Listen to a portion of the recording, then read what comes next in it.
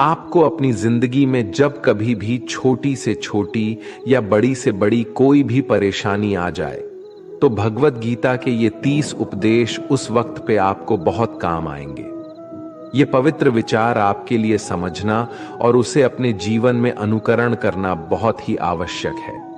और ये 30 उपदेश 30वें से शुरू होकर पहले उपदेश पे समाप्त होगी। इसलिए वीडियो को आखिर तक पूरा ध्यान से सुने ताकि आपके भी जीवन में कल्याण हो सके। गीता का 30वां उपदेश है अश्वमेव भुक्तव्यम कृतम कर्म शुभाशुभम। इसका मतलब है कि आपने कोई भी कर्म किया हो उसका फल आपको जरूर भोगना पड़ेगा। अगर आपने अच्छे कर्म किए हैं तो वो जाने अनजाने में किसी मुश्किल वक्त पे आपको वो अच्छे कर्म उस मुश्किल वक्त से बचा ही लेंगे। अगर आपने गलत कर्म किए हैं, पाप किया है, तो उसकी सजा भी आपको जरूर मिलेगी। तो इंसान कितना ही छुप कर कर्म करे, चाहे वो कितना ही चालाकी से कर्म करे, लेकिन कहते हैं ना, उस परमात्मा के ईश्वर के चारों तरफ कैमरे लगे हुए हैं। हमारे एक एक कर्म पर वो प्रकृति, वो परमात्मा अपनी दृष्टि बनाए रखते हैं। हमारे एक एक कदम का हिसाब होता है। इसे हम एक कहानी से समझाते हैं। एक गांव में 2 मित्र रहते थे। उन दोनों ने विचार किया, इस गांव में हम धन नहीं कमा पा रहे हैं। वो दोनों धन कमाने के लिए शहर चले गए। कुछ वर्ष वहां रहकर उन्होंने काफी धन कमाया। फिर सोचा कि अब हम अपने घर वापस चलते हैं, और हमने अच्छा खासा धन कमा लिया है। उस समय पे यातायात की इतनी सुविधाएं नहीं होती थीं। वो अपने बैलों पर ही यात्रा कर रहे थे। चलते चलते मार्ग में रात हो गए तो उन्होंने विचार किया कि आज रात हम यहीं विश्राम करते हैं। एक मित्र ने कहा कि मैं यहां पर रहकर धन की रक्षा करता हूं, तुम बाजार जाकर भोजन की व्यवस्था कर लो। जब वो मित्र बाजार गया तो उसके मन में पाप आ गया। उसने सोचा कि इतना पैसा हमने कमा लिया है, अगर मैं इसको यही जंगल में मार दूं तो सारा पैसा मेरा हो जाएगा, नहीं तो मुझे इसका आधा धन इसको देना पड़ेगा। मन में ये खोट आने पर उसने अपने मित्र के खाने में जहर मिला दिया, और जब वो खाना लेकर के अपने मित्र के पास गया, उसका मित्र वो जहर वाला खाना खाकर वहीं पर उसकी मृत्यु हो गई। वो व्यक्ति सारा धन लेकर के अपने घर वापस आ गया। फिर उसके घर में पुत्र ने जन्म लिया। जब उसका बेटा पैदा हुआ तो वो बहुत ही बीमार रहता था। उसने अपने जीवन में जो कुछ भी धन कमाया था उसका वो सारा धन अपने बेटे के इलाज में ही खत्म हो गया। बेटा बड़ा होता गया और इसका धन नष्ट होता गया। जब उसका बेटा थोड़ा और बड़ा हो गया तो उसके पिता ने पूछा कि बेटा, तू इतना बीमार क्यों रहता है? तू ठीक क्यों नहीं होता? मैंने अपनी जिंदगी का सब कुछ तुझ पर लगा दिया है, फिर भी तेरी तबीयत ठीक नहीं रहती। तो उसके बेटे ने बोला, कौन सा बेटा और कौन सा पिता? मैं तो तेरा वही मित्र हूं जिसको तूने जंगल में जहर देकर मार दिया था। मैंने अपना वही हिसाब पूरा करने के लिए तेरे पुत्र के रूप में तेरे ही घर में आया हूं। अब मेरा तेरा हिसाब बराबर। अब मेरा जीवन यहीं समाप्त होता है। तो गीता का उपदेश हमें यही सिखाता है, कोई अपने आप को कितना भी चालबाज समझता हो, होशियार समझता हो, लेकिन अगर उसने गलत कर्म किया है, चाहे आज नहीं तो कल उसे उसका फल भोगना ही पड़ता है। कोई भी व्यक्ति अपने किए हुए कर्म से बिना उसको भोगे कभी छूट नहीं सकता। गीता का 29वां उपदेश है कि आपके सारे दुखों का कारण किसी को अपना मानना है। आप कभी गौर करना, आपकी जिंदगी के सारे दुख, सारी तकलीफें, सारी चिंताएं वहीं से आते हैं जहां आपका अपमान होता है कि ये मेरा है, ये मेरा अपना है। यहीं से आपकी जिंदगी में दुख का आना शुरू हो जाता है। इसे एक छोटी सी कहानी से समझते हैं। एक व्यक्ति के पास एक बहुत बड़ा महल था। उसने जिंदगी भर की सारी संपत्ति लगाकर उस महल को बनाया था।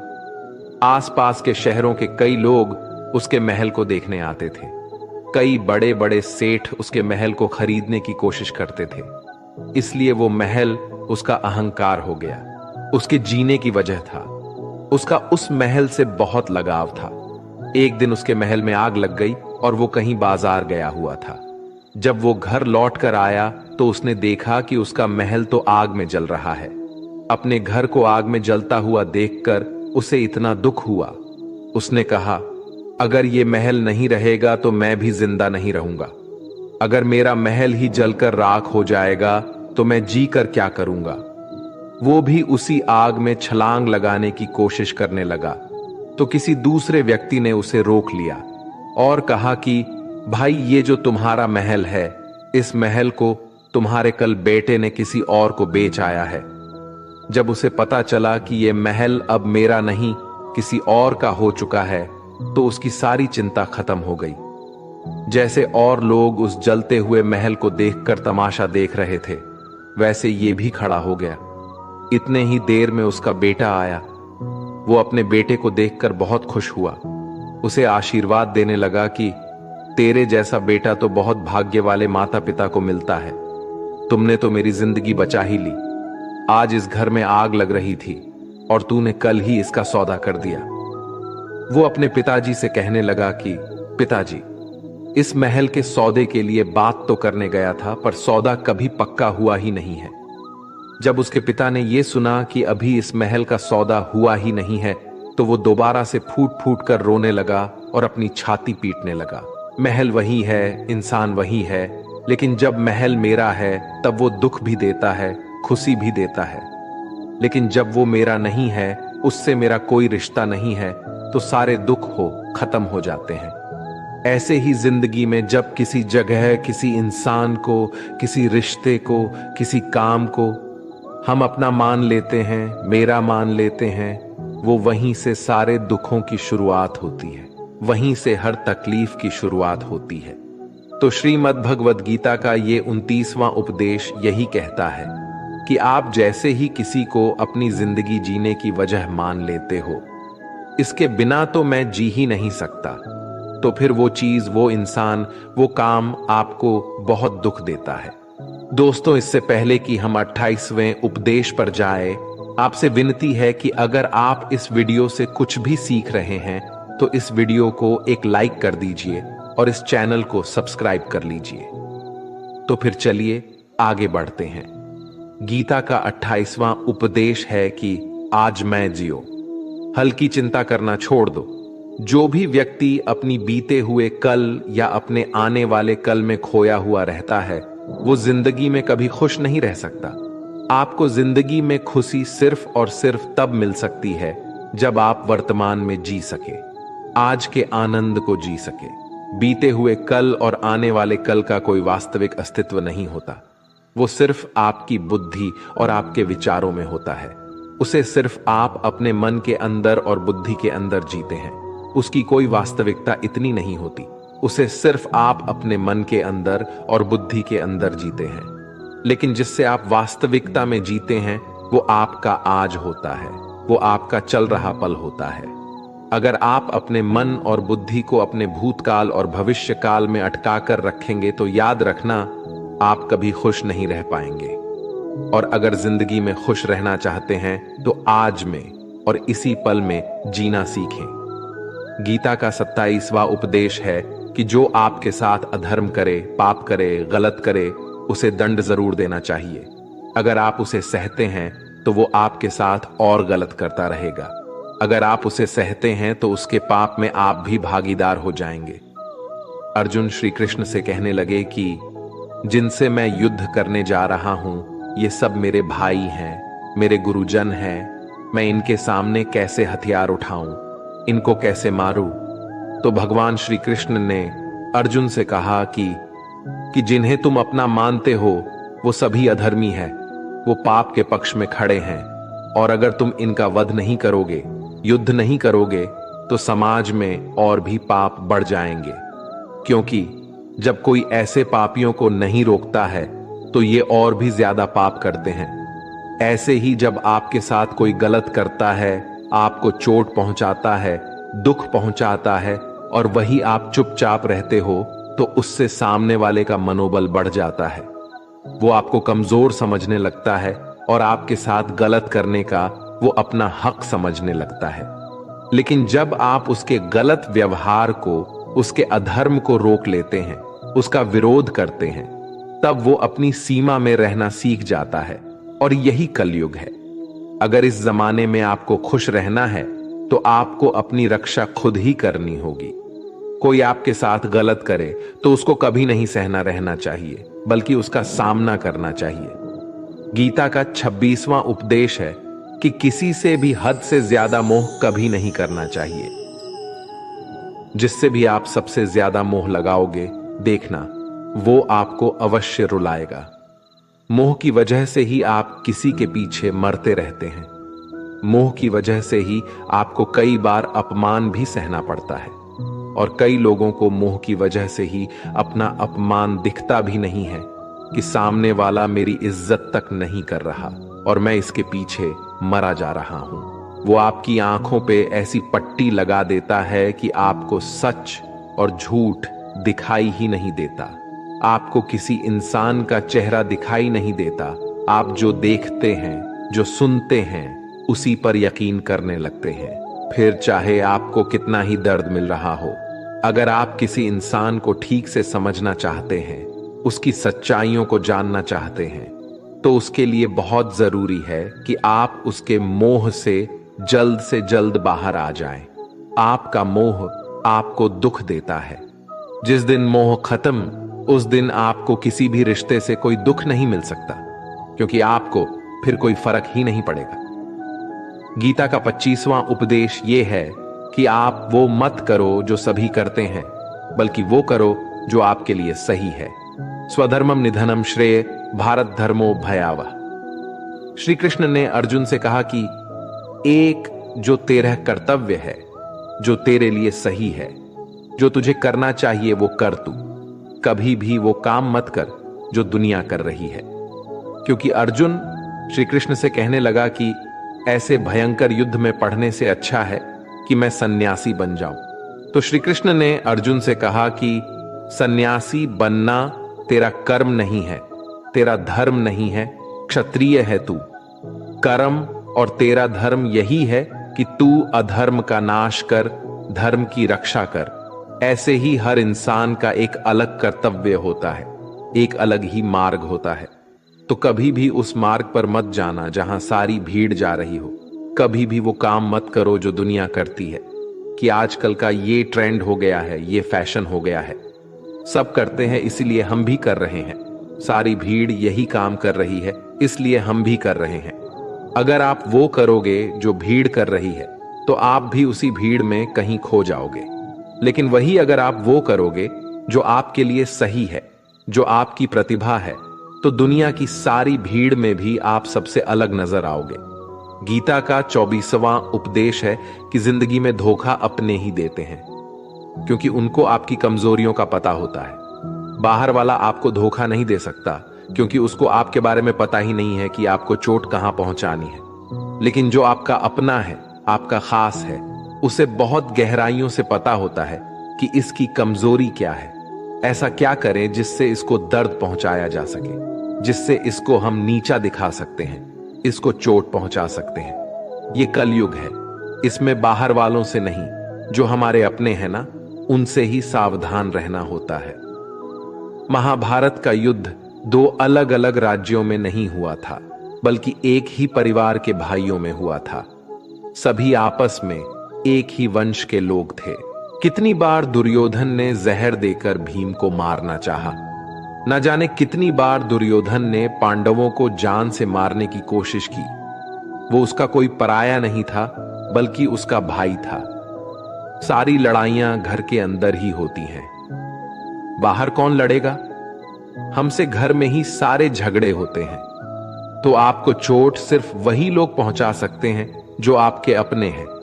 आपको धोखा सिर्फ वही लोग दे सकते हैं जो आपके अपने हैं। गीता का 23वां उपदेश है, जो इंसान अपनी रक्षा खुद नहीं कर सकता, उसकी रक्षा भगवान भी नहीं कर सकते। श्री कृष्ण अर्जुन से कहते हैं कि तस्मात् सर्वेषु कालेषु माम नुस्मर युध्य च, यानी कि हे अर्जुन, तू हर काल में मेरा स्मरण करते रहना और युद्ध भी करते रहना। तो अर्जुन ने श्री कृष्ण से पूछा कि ये युद्ध तो कुछ ही दिनों में समाप्त हो जाएगा, लेकिन आप कह रहे हैं कि तू हमेशा मेरा स्मरण करते रहना और युद्ध करते रहना। हमेशा युद्ध करने का क्या मतलब है? तो श्री कृष्ण ने अर्जुन से कहा कि ये जिंदगी ही रणभूमि है। इस जीवन में सुख दुख आते ही रहेंगे और तुझे उनका डट के मुकाबला करना है। श्री कृष्ण ने यह नहीं कहा कि तू चुप करके बैठ जाना और मैं लड़ाई करूंगा। बहुत गहराई है गीता के ज्ञान में। हमारे जीवन की डोर भी संभाल के ईश्वर बैठे हुए हैं, लेकिन युद्ध हमें ही करना है। ईश्वर को याद करना है कि हे ईश्वर, मुझे शक्ति देना, मुझे समझ देना, मुझे बुद्धि देना, ताकि मैं अपनी जिंदगी की सारी लड़ाइयां जीत सकूं, मैं जिंदगी में सही मार्ग पर चल सकूं। लेकिन आपको अपनी लड़ाई खुद ही लड़नी पड़ती है। जो लोग ये कहते हैं कि हम कुछ नहीं करेंगे, सभी ईश्वर करेंगे, तो कहते हैं कि आलसी इंसान को देखकर तो भगवान भी घबरा जाता है। ये कुछ नहीं करेगा। भगवान ने बुद्धि दी है, समझ दी है। ईश्वर आपको प्रेरणा देते हैं, शक्ति देते हैं, लेकिन आपको अपनी रक्षा स्वयं ही करनी पड़ेगी। गीता का 22वां उपदेश है कि कोई भी ऐसी गंदी आदत खुद को मत लगने देना जो आपकी जिंदगी को बर्बाद कर दे। कहीं ना कहीं महाभारत का ये युद्ध एक जुआ की आदत की वजह से ही शुरू हुआ था। सारा खेल वहीं से शुरू हुआ था। एक ऐसी जुआ की लत जहां युधिष्ठिर ने अपने भाइयों को दांव पर लगा दिया, अपनी पत्नी को दांव पर लगा दिया, ऐसा जितने का नशा की अपना सब कुछ गंवा दिया। ऐसे ही हम भी अपनी जिंदगी में जब कोई ऐसी गंदी आदत लगा देते हैं, चाहे वो कोई भी हो, चाहे वो नशे की हो, मोबाइल की हो, किसी इंसान की हो, कोई गलत काम करने की हो, कोई भी गलत आदत जो आपको बर्बाद कर सकती है, अगर आप उसको नहीं छोड़ेंगे तो आपका सब कुछ खत्म हो जाएगा। इससे पहले कि आपकी आदत आपको खत्म कर दे, आप अपनी गलत आदतों को खत्म कर दीजिए। गीता का 21वां उपदेश यह है कि आलसी इंसान कभी कुछ हासिल नहीं कर सकता। अधिकतर लोग सिर्फ योजनाएं ही बनाते रहते हैं कि मुझे बड़ा घर चाहिए, मुझे बड़ी गाड़ी चाहिए, मैं दुनिया घूमना चाहता हूं, मुझे ये चाहिए वो चाहिए। ये हर कोई सोच लेता है, लेकिन उस पे मेहनत करना, अपना कर्म करना वो नहीं करते। क्योंकि चाहना तो बहुत आसान है, लेकिन उसके लिए कर्म करते रहना वो बहुत मुश्किल है। हर कोई चाहता है कि मेरा शरीर फिट हो, लेकिन उसके लिए एक्सरसाइज करना वो आपको ही करना होगा। जो इंसान आलसी बन के बैठा रहता है तो उसे ना ही अच्छा शरीर मिलता है और ना ही अच्छा जीवन मिलता है। तो अगर जिंदगी में कुछ पाना चाहते हो तो आलस्य को अपनी जिंदगी से दूर कर देना। आलस्य के चलते ही आपको कुछ मिलने वाला तो नहीं, लेकिन जो आपके पास है ना, वो भी गवा दोगे। गीता का 20वां उपदेश ये है कि जिंदगी में अगर खुशी चाहते हो तो मन की गुलामी को त्याग कर दो। कई लोग कहते हैं कि हम करना तो बहुत कुछ चाहते हैं, लेकिन कुछ कर ही नहीं पाते। पता भी सब कुछ है कि क्या करने से हमारी जिंदगी बेहतर हो सकती है, क्या चीज है जो हमको नुकसान पहुंचा रही है, लेकिन फिर भी कुछ कर नहीं पाते। समझते सब कुछ है, लेकिन समझकर भी, चाहकर भी कुछ कर ही नहीं पाते। वो इसलिए होता है क्योंकि आप अपने मन के गुलाम बन चुके हो। लोग तो अपनी जीभ का भी स्वाद तक नहीं छोड़ पाते। फिर कहते हैं कि हम पतले नहीं हो पाते, फिट नहीं हो पाते, सक्सेस नहीं मिल रही है, क्योंकि जो आपको करना चाहिए आप वो करते ही नहीं हैं। आपका मन सब कुछ समझकर भी आपको वो करने ही नहीं देता। इसलिए जिंदगी में अगर आगे बढ़ना है तो अपने मन के अनुसार चलना छोड़ दो।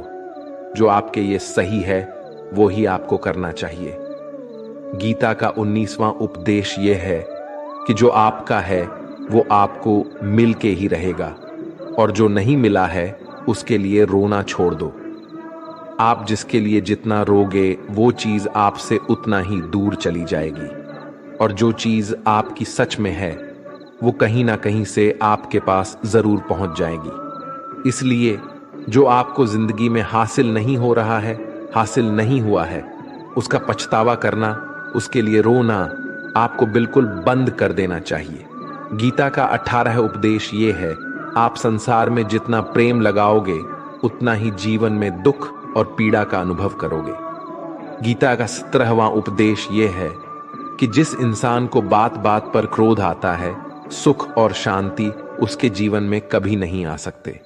क्योंकि जो इंसान बहुत ज्यादा क्रोधी होता है, उसके सारे मित्र उसे छोड़कर चले जाते हैं। वो अपने मन में भी दर्द में ही जीता रहता है, तकलीफों में जीता है। ज्यादा गुस्सा करके या ज्यादा क्रोध करके जो भी आपके पास है ना, वो आप उसे खो दोगे। और ऐसे इंसान को शांति कभी नहीं मिलने वाली है। इसलिए अपनी जिंदगी में शांति अगर चाहते हो तो बात बात पर गुस्सा करना छोड़ देना चाहिए। गीता का 16वां उपदेश है कि चाहे आप किसी की मदद करें या ना करें, लेकिन जानबूझकर कभी किसी का दिल नहीं दुखाना चाहिए। क्योंकि जब आपकी वजह से किसी का दिल दुखता है ना, तो याद रखना आपको भी वही दर्द एक दिन जरूर मिलेगा। लेकिन जब आप किसी का दिल दुखाते हैं तो आपको भले पता ना चलता हो, लेकिन जब कोई भी आपका दिल दुखाता है तब आपको समझ में आ जाता है कि दिल पर चोट लगने की वजह से कितना दर्द होता है। इसलिए चाहे आप किसी की मदद करो या ना करो, लेकिन किसी का दिल कभी भी नहीं दिखाना चाहिए। गीता का 15वां उपदेश यह है कि जो मुश्किल वक्त में, जो दुख के समय में आपका साथ दे, सिर्फ वही आपका अपना है। बाकी सब अपनेपन का नाटक करने वाले बहुत लोग होते हैं। बड़ी बड़ी बातें करने वाले बहुत लोग होते हैं कि हम आपसे बहुत प्रेम करते हैं। कोई भी दुख हो, कोई भी तकलीफ हो, हमें याद कर लेना।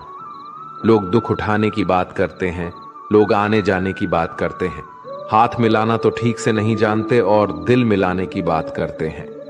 जब सच में आपकी जिंदगी में तकलीफ आएगी ना, तब आपको समझ में आ जाएगा कि आपका साथ देने के लिए कौन खड़ा है और कौन भाग गया। क्योंकि उस समय पे सारे लोग भाग जाते हैं, क्योंकि लोगों को पता होता है कि ये व्यक्ति हमारे पास आया तो हमसे मदद ही मांगेगा और वो हमें कुछ दे नहीं पाएगा। लोग आपसे सिर्फ तभी रिश्ता रखते हैं जब आप उन्हें कुछ दे सकते हैं और आपसे उन्हें कुछ फायदा हो सकता है।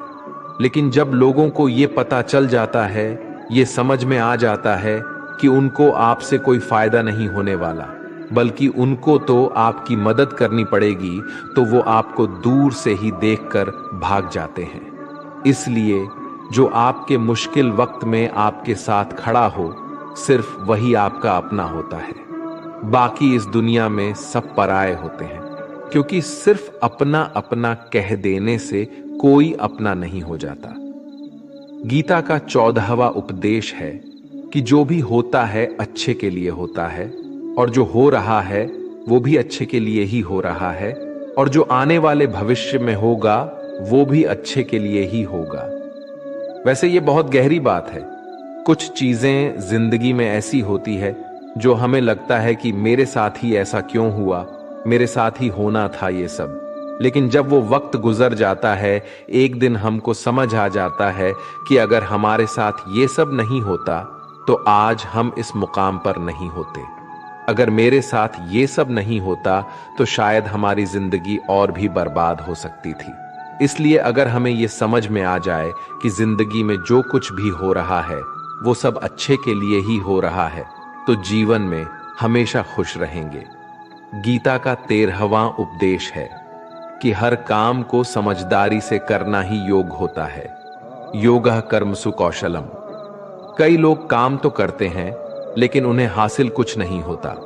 बहुत लोग कहते हैं कि हम तो मेहनत बहुत करते हैं, तब भी जिंदगी में सफलता हासिल नहीं हो रही है। लेकिन सच्चाई यह है कि बहुत कुछ करने से, बहुत मेहनत करने से आपको सफलता नहीं मिलेगी, लेकिन सही तरीके से, सही समझ के साथ काम करने से आपको जिंदगी में सफलता अवश्य मिलेगी। गीता का 12वां उपदेश है कि कभी भी किसी भी चीज की अति नहीं करनी चाहिए। कोई भी चीज हद से ज्यादा नहीं करना चाहिए। किसी से प्रेम भी हद से ज्यादा मत करना, किसी से नफरत भी हद से ज्यादा नहीं करना।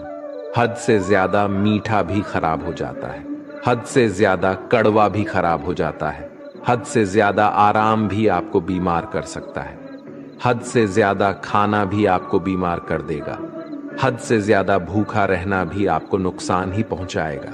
और हद से ज्यादा जागना भी आपको बहुत ज्यादा नुकसान पहुंचाएगा। इसलिए जीवन को संतुलन के साथ जीना चाहिए। जैसे ही आप संतुलन को खो देते हैं, वैसे ही आपके जीवन में कोई ना कोई छोटी या बड़ी दुर्घटना हो जाती है। गीता का 11वां उपदेश है कि जिसे आप सबसे ज्यादा महत्व दोगे, वो आपको कभी महत्व नहीं देंगे। आपने कभी गौर किया है कि आपका अपमान कौन लोग करते हैं कि आप जिसे सबसे ज्यादा, हद से ज्यादा महत्व देते हैं? दूसरों की इज्जत करना अच्छी बात है, पर दूसरों की अगर बहुत ज्यादा इज्जत करेंगे, उनकी नजर में आपकी इज्जत खत्म हो जाती है।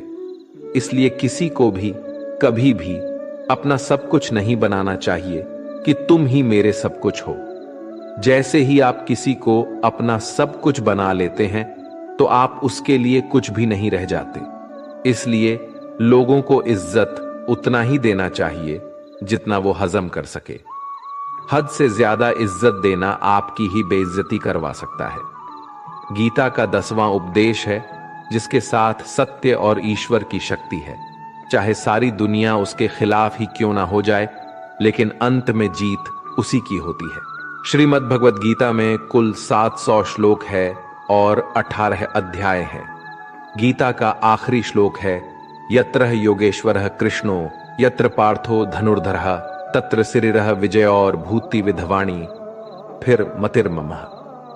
धृतराष्ट्र बार बार संजय से पूछता था कि बताओ, युद्ध में कौन जीत रहा है, कौन हार रहा है, क्योंकि उसे विश्वास था कि भीष्म पितामह मेरे पक्ष में है, गुरु द्रोणाचार्य मेरे पक्ष में है और यहां तक कि कर्ण भी मेरे पक्ष में है। तो भला हमें कौन हरा सकता है? लेकिन संजय ने धृतराष्ट्र को कहा कि जहां ईश्वर है वहीं पर सकते हैं और हमेशा वहीं जीत होती है। चाहे आपके पास कितनी भी शक्ति क्यों ना हो, लेकिन सत्य और ईश्वर जिसके लिए खड़े हो जाए, उसे दुनिया में कोई भी नहीं हरा सकता। गीता का 9वां उपदेश है कि किसी पर भी आंखें बंद करके भरोसा नहीं करना चाहिए। जैसे महाभारत की कथा में दुर्योधन ने कितनी बार षड्यंत्र करके पांडवों को मारने की कोशिश की, आग में जलाने की कोशिश की, पर वो धर्म पर चलने वाले लोग बार बार उसकी बातों में आ गए। ये बात और है कि ईश्वर उनकी रक्षा कर रहे थे, पर जिसे वो अपना भाई समझ रहे थे, जिससे वो अपना सगा समझ रहे थे, जिस पे वो भरोसा कर रहे थे, वही उनकी मृत्यु करवाना चाहता था। इसलिए भरोसा करते समय अपनी आंखें जरूर खुली रखनी चाहिए। गीता का 8वां उपदेश है कि जीवन में वैसे तो लड़ाई झगड़े से बचना चाहिए, लेकिन जब बात आपके चरित्र, सम्मान और अधिकार की हो, तो लड़ना भी चाहिए। अर्जुन भी महाभारत का युद्ध करना नहीं चाहते थे, क्योंकि सामने उसके अपने खड़े थे। लेकिन श्री कृष्ण ने उन्हें उपदेश दिया कि यहां पर बात लड़ाई की नहीं है, तेरे सम्मान की है, तेरे चरित्र की है, तेरे अधिकार की है। जो द्रौपदी के साथ कौरवों ने भरी सभा में अपमान किया, उसे नग्न करने की कोशिश की, इतना बड़ा अधर्म किया, वो तुम्हें कभी नहीं सहना चाहिए। इसलिए बात जब आपके चरित्र पर आ जाए, आपके सम्मान पे आ जाए, तो चाहे वो अपना ही क्यों ना हो, आपको उसके साथ अवश्य ही लड़ना चाहिए। गीता का 7वां उपदेश है कि चाहे कितना भी बुरा वक्त आ जाए, लेकिन जो इंसान जिंदगी में कभी हिम्मत नहीं हारता, वो सब कुछ हासिल कर सकता है। जब पांडव लोग जुए में सब कुछ हार गए, उनको 12 साल के लिए वनवास मिला और 1 साल के लिए अज्ञातवास। वो भिक्षा मांग के अपनी जिंदगी को पालते थे, भयानक जानवरों के बीच जंगलों में भटकते रहते थे।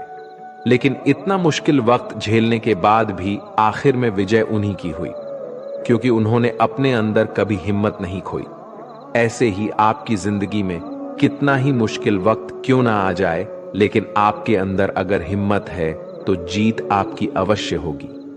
गीता का 6ठा उपदेश है कि जो किसी और का है, उस पर कभी अधिकार अपना नहीं जमाना चाहिए, कभी कब्जा नहीं करना चाहिए। जब शकुनी ने षड्यंत्र करके पांडवों को हस्तिनापुर से अलग करवा दिया, एक राज्य दे दिया जहां की भूमि भी बंजर थी, जहां और कुछ नहीं हो सकता था, लेकिन पांडवों ने उस शहर को इतना सुंदर बना दिया, इतना वैभवशाली बना दिया कि हस्तिनापुर भी उसके आगे फीका लगने लगा और उसके वैभव को और सुख को देखकर दुर्योधन अंदर ही अंदर जलता था और इसलिए उसने कई षड्यंत्र करके उनका वो खांडव प्रस्थ भी उनसे छीन लिया। जो चीज उनकी नहीं थी उस पर भी कब्जा किया। तो उसका आखिर में परिणाम यही हुआ कि जो चीज उनके पास थी वो भी उसके पास नहीं रही, उसे गंवाना पड़ गया। इसीलिए जो आपका नहीं है कभी उस पर अधिकार नहीं जमाना चाहिए। गीता का 5वां उपदेश है कि वो इंसान जिंदगी में सफल माना जाएगा जो अंदर से हमेशा खुश रहता है। बाहर से तो सभी खुश दिखाई देते हैं, लेकिन अंदर से इंसान अशांति से भरा रहता है। बहुत पैसा कमा लिया, कामयाबी हासिल कर ली, लेकिन वो कामयाबी असली नहीं। असली कामयाबी तब मानी जाएगी जब आपका मन खुश रहता हो। गीता का 4था उद्देश्य यह है कि आप जैसा अन्न खाओगे वैसा ही आपका मन और आपकी बुद्धि होगी। अब वैसा ही कर्म करोगे और वैसा ही आचरण करोगे। सात्विक अन्न खाओगे तो आपका मन भी सात्विक होगा, सात्विक व्यवहार भी करोगे, सोच भी आपकी अच्छी होगी। श्री कृष्ण ने भागवत गीता में सात्विक, राजसी और तामसी इन तीनों आहारों का विस्तार से वर्णन किया है कि क्या खाना चाहिए, क्या नहीं खाना चाहिए। पर इसका निचोड़ यही है कि जो मनुष्य सात्विकता से भोजन करता है उसे जीवन में सुख और शांति अवश्य मिलते हैं। गीता का 3रा उपदेश है कि बुरा इंसान कभी अपनी बुराई नहीं छोड़ेगा। चाहे आप उसके साथ कितना भी अच्छा चलो, वो आपको तकलीफें अवश्य ही देगा। इसलिए जो जैसा है आप उसके साथ वैसा ही व्यवहार करें। बुरे इंसान के साथ आप कितना भी अच्छा बन जाओ, वो कभी अच्छा नहीं बनने वाला। दुर्योधन जंगल में पांडवों को मारने के लिए गया था, लेकिन वहां पर भी लोगों ने दुर्योधन को पकड़ लिया। उसका मित्र कर्ण भी उसे छोड़कर भाग गया। वो भील दुर्योधन को मार देना चाहते थे, लेकिन युधिष्ठिर अपने भाई की रक्षा करने के लिए वहां पहुंच गया और उसके जीवन की रक्षा की। लेकिन उसके बाद क्या हुआ? वो हमेशा पांडवों को नुकसान ही करता रहा। इसलिए अगर कोई इंसान बुरा है, उसके साथ आप ज्यादा अच्छा बनने की कोशिश ना करो। जो जैसा है उसके साथ वैसा ही व्यवहार करो। गीता का 2रा उपदेश है कि मृत्यु से डरना व्यर्थ है। हर व्यक्ति के मन में मृत्यु का भय होता है। इस संसार का जब से निर्माण हुआ है तब से जन्म मृत्यु का चक्र चला आ रहा है। यह प्रकृति का नियम है। इस सत्य को स्वीकार करके भय मुक्त होकर आज में जीना चाहिए। किसी को भी आने वाले पल के बारे में कुछ नहीं पता होता, लेकिन इस संशय में भयभीत रहने से जीवन नहीं दिया जा सकता। गीता का पहला उपदेश है कि जो इंसान अपने कर्मों को समय पर खत्म नहीं करता, समय की कद्र नहीं करता, उसकी जिंदगी का सारा समय व्यर्थ ही समाप्त हो जाता है, क्योंकि समय ही आपका जीवन है। अगर आप अपने समय को व्यर्थ में नष्ट करते रहेंगे और उसे गवाह देंगे तो आपको जीवन में कुछ भी हासिल नहीं होगा। अगर कुछ जिंदगी में पाना चाहते हैं तो समय की कदर अवश्य करना सीखो।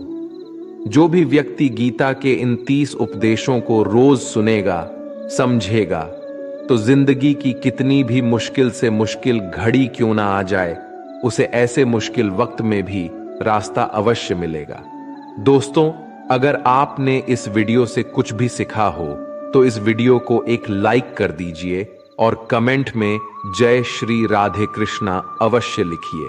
और इस चैनल पर नए हैं तो चैनल को सब्सक्राइब करके नोटिफिकेशन बेल आइकॉन को ऑल पर सेलेक्ट कर लीजिए। धन्यवाद। जय श्री कृष्णा।